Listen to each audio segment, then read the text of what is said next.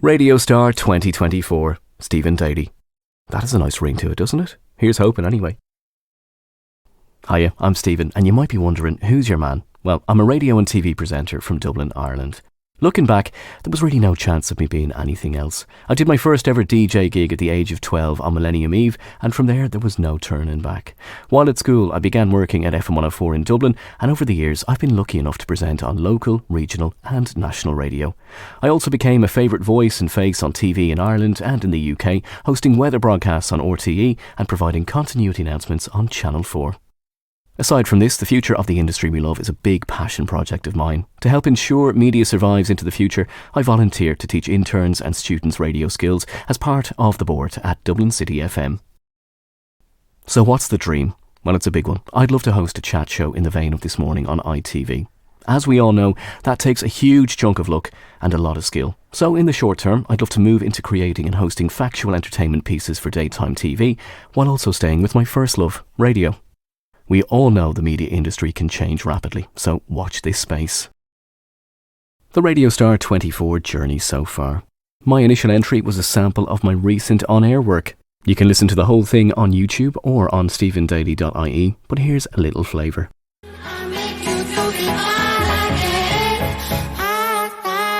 Today FM, playing the music you love and soundtracking Sunday night with Tones and I, Dance Monkey, Stephen Daly here. Hopefully the weekend was alright for you, and how are your Sunday evening preparations going for the week ahead? Carrie, have you got the ironing sorted yet? Hi Stephen, well I've got nowhere near the school uniforms yet.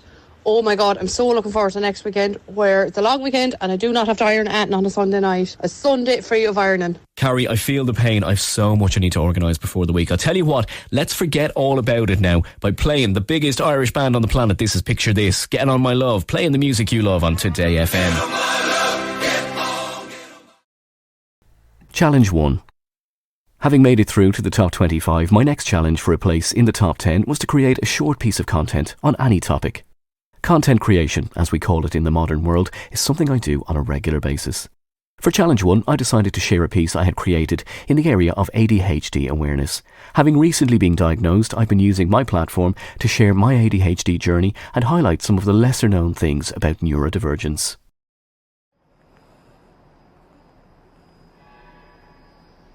Oh, sorry. People with ADHD tend to have a complicated relationship with their phones. In fact, a new study has found a link between the symptoms of ADHD in adults and the excessive use of social media, smartphone dependence and internet addiction.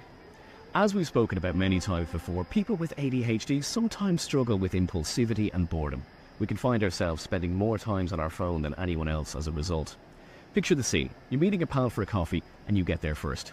What do? You're going on your phone, aren't you? Phone overuse can feel like an effective way to escape negative emotions, especially for people with ADHD who struggle with low self-esteem and anxiety. But really what it can do is detach us from real life, leaving us paralysed in infinite scrolling. If you use your phone to reduce anxiety or because life feels too boring, don't be ashamed. So many people do. Instead, try to examine when and why you use your phone throughout the day. Understanding this relationship is the first step to finding balance and making your phone work for you, not against you. Sorry. And here's a quick reminder of what the judges said. How about a little music while you have a read?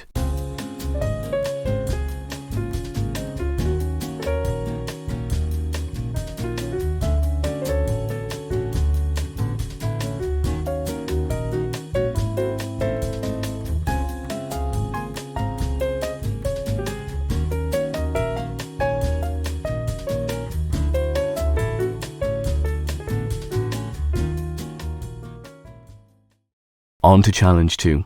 This time around, the challenge was a Radio Star first. The brief was wonderfully open to interpretation, with the aim being to create something, but using the feedback from Challenge 1 as a basis to improve. Thinking caps on, because this is a great one. Taking on board many of the points from Challenge 1, there wasn't a huge amount to change, which was a massive compliment. Honestly, despite working in media for 20 years, I've never felt so good about myself. Maybe that says something about the quality and kindness of the judges, or maybe about the industry. Who knows? What I do know is, I've got work to do. I know I can present a music radio programme to a decent standard, so let's push forward and try and find some other areas of growth. So, on to the main event. What I've created is hopefully on the mark for each of the feedback points. I've tried to keep the same professional approach, the same warmth and the same informative nature that worked so well first time round. Given that I'm trying to pitch myself at the factual entertainment area of daytime TV, I've produced a short piece on one of Dublin's most famous landmarks, the Spire. In particular, I've taken on the feedback to make this more natural. This is a completely unscripted piece with a narrative done in one take, using facts learned before. From looking at LinkedIn and in various industry publications, mobile-based content creation and mojo is fast becoming the norm. With that in mind, this piece was filmed and edited entirely on a phone. I've also sourced some royalty-free footage to add to the overall effect. And the voice? Well, the voice is the voice. Standing just behind me in the heart of Dublin's O'Connell Street is a landmark you can't miss. Towering over the city at 120 metres high, introducing the Spire. It's not just a landmark, it's a whole conversation piece. The Spire, or the Spire of Light to give it its full title, was erected on this spot in 2003, replacing another iconic Dublin landmark, Nelson's Pillar, which had been partially destroyed in the mid-1960s. Unlike its predecessor, this stainless steel, sleek, minimalist design represents Dublin's reaching to the future, bold, minimalist and reaching for the skies. In that classic Dublin way, the Spire has gotten some nicknames in its time, including the Stiletto in the Ghetto, and a couple of others we can't go into right now. But love it or hate it, it dominates the Dublin skyline. It also lights up at night, adding a futuristic glow to the city's skyline. So next time you're in Dublin, whether meeting a friend for a pint or just exploring the city sights, and if you need directions, the Spire is always there. Sort of like Dublin's North Star in a way. And just like the Spire, keep your head up and keep reaching for the sky. Thanks for watching. Before I go, thank you so much to Nails and Tracy and to all of the amazing judges who've given their time, expertise and such amazing feedback. Best of luck to all of my fellow Radio Star hopefuls, and here's hoping we see you in the next round.